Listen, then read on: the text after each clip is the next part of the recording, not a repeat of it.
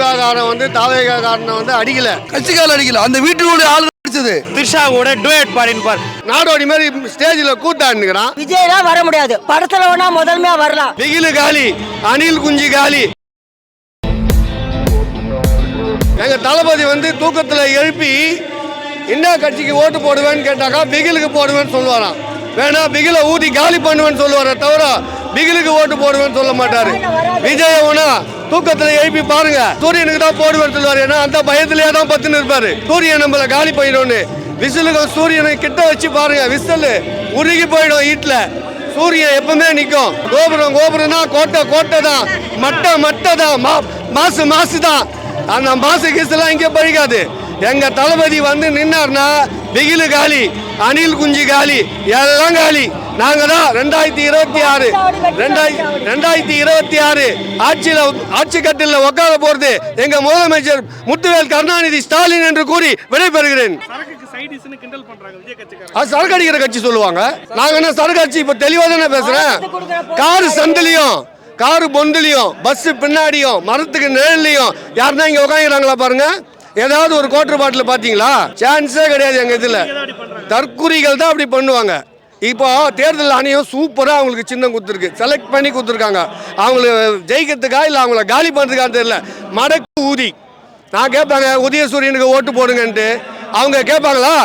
மடக்கு ஊதிக்கு ஓட்டு போடுங்க. மடக்கு ஊதி தொடப்பட்டில் அடிப்பாங்க. மடக்கு ஊதின்ட்டு 4 வாட்டி சொல்லுங்க, ஸ்பீடா சொல்லுங்க. காலைல தூங்கி சூரியனை தான் பாக்குறாங்க, இந்த அம்மா பாக்குறாங்க. கண்டிப்பா பாக்குறோம். அந்த நாள்ல இருந்து இந்த நாள் வரைக்கும் உதயசூரியன் தான் பாக்குறோம், வெளிச்சத்தை பாக்குறோம், இருட்டை பாக்கல. நாங்க எங்க ஓட்டு, எங்க ஏரியால விஜய்க்கு ஓட்டு இருக்குங்க. ஆனா ஓட்டு போறதுக்கு ஆள் இல்லையே. எல்லாரும் 16 வயசு 17 வயசு தானே. எப்படி ஓட்டு போடும்? நாங்க தான் ஓட்டு போடுவோம். அவனே ஒரு குழந்தை நாடோடி மாதிரி ஸ்டேஜில் கூத்தாடுறான். எங்க தளபதி வர ஸ்டைல பாத்தீங்களா, மாச பாத்தீங்களா? அவர் வேணா சொல்லிக்கலாம் பக்கா மாசுன்னு.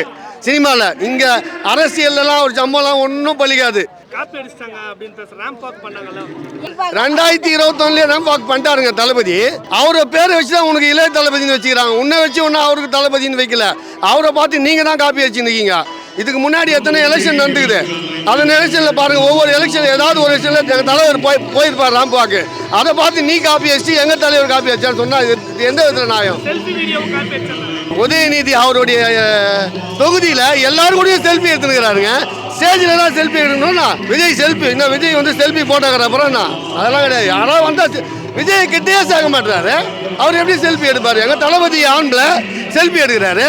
நீ பயந்தாங்கோடி பொம்பளை பாதுகாப்பு இல்லைன்னு சொல்ற, பெண்களுக்கு பாதுகாப்பு இல்லைன்னு சொல்ற. கரூர்ல வந்து ஒரு பொண்ணு பேட்டி கொடுக்குது, இந்த கூட்டத்துல சுத்தி இருக்க ஆம்பளைங்க இந்த தொடாத இடமே இல்லைன்னு சொல்லுது. உனக்கு 10 பவுன்சர் போட்டுக்கிறிய, இந்த பெண்களுக்கு ஒரு 4 போலீஸ்ல உங்க பவுன்சரை கூட போட்டியா? அப்ப எந்த பெண்கள் பாதுகாப்பை பத்தி நீ பேசுற? உனக்கு தகுதியே கிடையாது, உனக்கு தகுதியே கிடையாது. திமுக காரன் வந்து தாவேகா காரனை வந்து அடிக்கல. திமுக காரன் வந்து எதையுமே அடிக்க மாட்டான். இப்ப தளபதி வந்து யாரு மேலேயும் கை வைக்க கூடாது. இப்போ போலீஸ் ஸ்டேஷன் கூட நாங்கள் போறது கிடையாது தெரியுமா? எங்களை அவ்வளோ கண்ட்ரோலாக வச்சிருக்காரு. கம்ப்ளைண்ட் நாங்கள் கொடுத்தா எடுக்க மாட்டாங்க ஸ்டேஷன்ல. தெரியுமா? இப்போ போலீஸ் ஸ்டேஷன்ல எங்களுக்கு செல்வாக்கே கிடையாது. அந்த அளவுக்கு கண்ட்ரோல் பண்ணி வச்சுக்கிறாரு எங்க தளபதி. அவங்க மாதிரி தற்கூரி கூட்டம் கிடையாது எங்களுது. நாங்க ஏன் போய் அவங்கள அடிக்க போறோம்? அவங்க தான் வந்து மாட்டிட்டு போவாங்க. இந்த சாட்டை துரைமுருகன் மீட்டிங்ல போய் இவனுங்க கலாச்சிக்கிறானுங்க. அது அவங்க அடிச்சாங்க, அது எப்படி நாங்க அடிச்சதாகும்?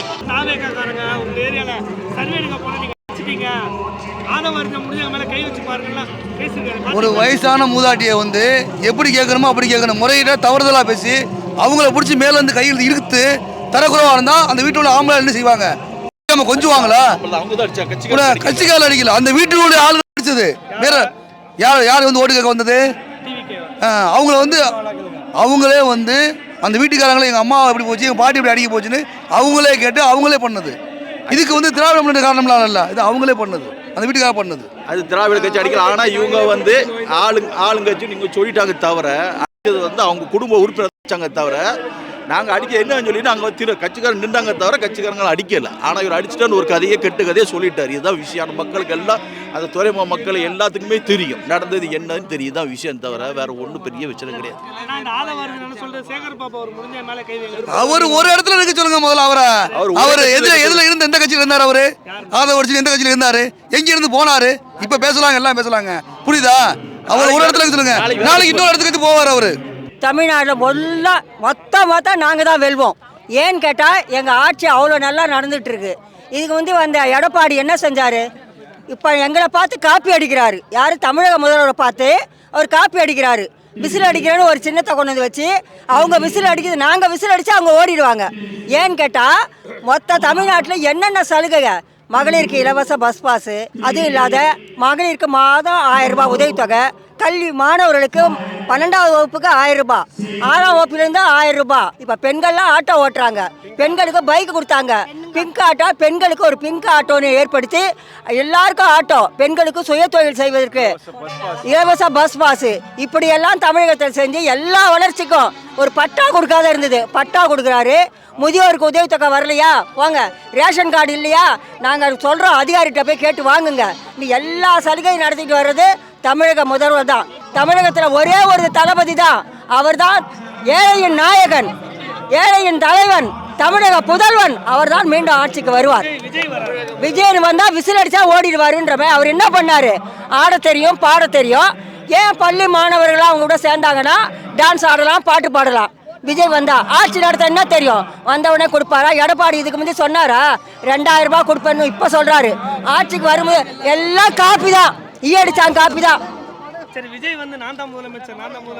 சொல்லுங்க சார், அந்த மாதிரி ஒரு சான்ஸே வராது சார் தமிழகத்துல. எப்படி சார் வரும்? இன்னைக்கு எல்லாத்துக்கும் குழந்தை இருக்கணும், இவங்க தான் வராங்க சார். வகை வகையா வருது. யாரை கேட்டாலும் தமிழக முதல்வர் குழந்தை கூட சொல்லுது விஜய்லாம் வர முடியாது. படத்துல வேணா முதன்மையா வரலாம், தமிழகத்துல ஆட்சி செய்ய முடியாது. அவர் நிக்கிற இடத்துல ஜெயிக்கிறது முதல் கஷ்டம். அவர் டெபாசிட் கிடைக்கிறது கஷ்டம் சார். அவர் நிற்கிற தொகுதியில் மாணவர்கள், அது மாதிரி சின்ன இளம் காலேஜ் பசங்க இருந்தால் அந்த இடத்துல ஜெயிக்கலாம். வேற எந்த இடத்துல இருந்தாலும் ஜெயிக்க முடியாது. விசில் அடிச்சா சூரியனை அழிக்க முடியாது சார். சூரியன் பார்த்தா அவர் எரிஞ்சு போயிடுவார், விசில் காணாம போயிடும். அதை தெரிஞ்சுக்கோங்க நீங்க. சூரியன் பார்த்தாவே விசில் காணாம போயிடும், எரிஞ்சிடும். அது அவருக்கு தெரியல சார். வீட்டுக்கு ஒரு விஜயா இருக்க முடியாது சார். வீட்டுக்கு ஒரு தளபதி தான் சார் இருப்பாரு. தமிழக முதல்வர் தான். ஒரு குழந்தை கேட்டாலும் தளபதி இருந்து, வயசானவரை கேட்டா தளபதின்றாங்க, வயசானவரை கேட்டா தளபதின்றாங்க சார். எடப்பாடி ஆட்சி பண்ணாரு, 70 வயசுல யாராவது கல்யாணம் பண்ணி பார்த்துருக்கீங்களா? முந்தா நாள் தலைவர் 500 பேருக்கு பண்ணாரு. அவங்கெல்லாம் எவ்வளோ சந்தோஷமா அவரை வாழ்த்துறாங்க தெரியுமா? என் புள்ள பண்ணலை, பொண்ணு பண்ணலை, யாரும் இல்லை, எங்களுக்கு இந்த மாதிரி ஒரு வாழ்த்து பண்ணுறதுக்கு தமிழக முதல்வர் இருக்காரு, அவர் தான் எங்கள் புள்ள அப்படின்றாங்க. அப்படி இருக்கிற விஜய்க்கு எப்படி சார் ஓட்டு போடுவாங்க? அவங்க எல்லாம் சொல்லுவாங்க சார், சொல்றதெல்லாம் வாய்ப்பு எல்லாம் சொல்ல முடியாது சார். நாங்க சொல்றது தான் சார், கிடையவே கிடையாது. தற்கூரின்னா எதுவுமே தெரியாதவன் தான் தற்கூரி, தெரியாதவன் தான் தற்கூரி. நான் அவங்க இவங்களெல்லாம் சொல்ல மாட்டேன். தற்கூரி எதுவுமே தெரியாதவன் தற்கூரி. எங்க முதல்வர் நல்ல முதல்வர். அதெல்லாம் வேஸ்ட்னா, அதெல்லாம் சும்மா ஜுச்சிப்பி தற்கூரி தான். அதுக்கெல்லாம் சரியான தற்கூரி. எடப்பாடி சொல்றான், வீடு இல்லாதவங்க வீடு மாசம் 2000, அவங்களுக்கு வேலை செய்யறவங்களுக்கு வீடு, பைக்கெல்லாம் எல்லாமே ஃப்ரீயா தருவான். ஆம்பளை கூட லேடிஸ் கூட ஃப்ரீ தான். ஆம்பளை கூட பஸ்ல ஃப்ரீயா விட்டுருவானா? இதுல நாங்க நம்பலாம், இதுல நம்பவே முடியாது. இதெல்லாம் எல்லாம் நம்ம ஸ்டாலின் தான். பாருங்க, எல்லாம் நம்ம ஸ்டாலின் தான், எல்லாமே நம்ம ஸ்டாலின் தான்.